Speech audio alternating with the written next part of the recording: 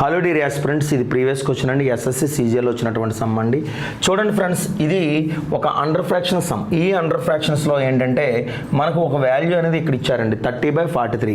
చూడండి ఆస్పిరెంట్స్, ఇక్కడ న్యూమరేటర్ తక్కువ, డినామినేటర్ ఎక్కువ, అవునా కదా? ఎప్పుడైనా సరే న్యూమరేటర్ ఎక్కువ ఉండాలి, డినామినేటర్ తక్కువ ఉండాలి. ఎందుకు అలా ఉందంటే కనుక ఇక్కడ ఫ్రాక్షన్ అనేది ఇక్కడ ఏమీ లేదండి, అవునా కదా? సో వీటికి ఉన్నట్టుగా అక్కడ లేదండి. అందుకు మనం ఏం చేస్తామంటే జస్ట్ రివర్స్ చేస్తే ఏమవుతుందంటే 43/30 అవుతుందండి. జస్ట్ రివర్స్ చేస్తే ఏమవుతుందండి, 43/30 అవుతుందండి. సో ఇక్కడ చూసుకుంటే కనుక 30 చేత 43కి డివైడ్ చేయాలండి, రైట్ అండి. చూడండి ఆస్పిరెంట్స్, ఇక్కడ 31లో 30 అండి, రిమైండర్ వచ్చేసరికి 13 అండి, రైట్ అండి. అదే 13 చేత మళ్ళీ 30కి డివైడ్ చేస్తే కనుక 13 26, రిమైండర్ ఏమవుతుందంటే 4 అవుతుందండి. అదే 4 చేత 13కి డివైడ్ చేస్తే 4 3 12 అండి, రిమైండర్ అనేది 1 అవుతుందండి.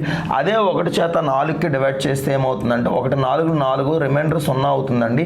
ఇక్కడ చూడండి ఫ్రెండ్స్, ఇక్కడ జస్ట్ ఏ ఉంది కాబట్టి ఇది ఏ అండి. అలాగే ఇక్కడ ఏముందంటే 2b అండి. చూడండి ఫ్రెండ్స్, 2b వాల్యూ 2 అయితే కనుక దేర్ ఫర్ b వాల్యూ ఏమవుతుందంటే 1 అవుతుందండి. b వాల్యూ ఏమవుతుందండి, 1 అవుతుందండి. అట్లాగే ఇక్కడ చూసుకుంటే కనుక ఇక్కడ వాల్యూ ఏముందంటే 3c ఉందండి. చూడండి ఆస్పిరెంట్స్, 3c వాల్యూ 3 అయితే కనుక c వాల్యూ ఏమవుతుందంటే 1 అవుతుందండి. అలాగే ఇక్కడ చూసుకుంటే జస్ట్ d మాత్రం ఉంది కాబట్టి d అనేది 4 కన్ఫర్మ్ చేసుకోవచ్చు అండి, నో ప్రాబ్లం.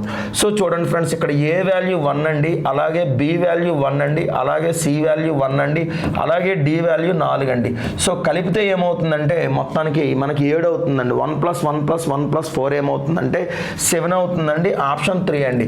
చూడండి ఫ్రెండ్స్, ఇక్కడ మనం 2 = 2b కాకుండా 3 = 3c కాకుండా డైరెక్ట్గా బి వాల్యూ 2 లేదంటే సి వాల్యూ 3 వేసుకుంటే కనుక 10 వచ్చే అవకాశాలు ఉన్నాయండి. మీరు గమ్మున ఏంటంటే ఇది డెప్త్ మీరు నేర్చుకోకపోతే కనుక ఆప్షన్ ఇంత కష్టపడి ఆప్షన్ 1 పెట్టే అవకాశాలు ఉన్నాయండి.